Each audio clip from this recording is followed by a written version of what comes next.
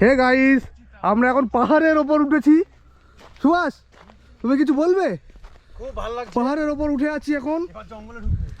এখান থেকে অনেক দূরে পাহাড় দেখা নিচে আছে, আর এই চারটে উঠতে পারছি না। এই যে গাড়ি একজন বালছেরা গাইড হয়েছে, কিন্তু সে গাইডের জিটাও জানে না, জিফর অন্য কিছু জানে, মানে গান্ডু। হ্যালো গাইস, আমরা পাহাড়ে উঠতে উঠতে ঘাম ধরিয়ে আবার জামাটা নিচুড়ে আবার পরে নিছি। তাই না? চলাই চলাই। আর এটা হচ্ছে আমি, দেখো দাঁড়া দেখাই। আমি পুরো পাহাড়ে ওঠার জন্য সেটা তুই বালছিরা বেলেছি বোকা চোদা। এই খেজুর গাছ আছে গাইস, এই খেজুর গাছ আছে গাইস।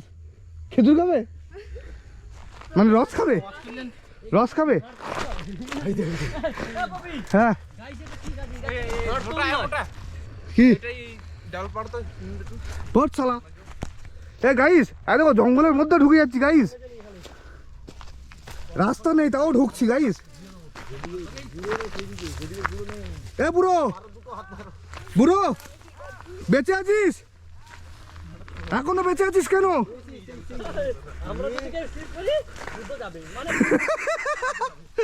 যে কবি না কেন বুদ্ধের খবর খারাপ। হ্যাঁ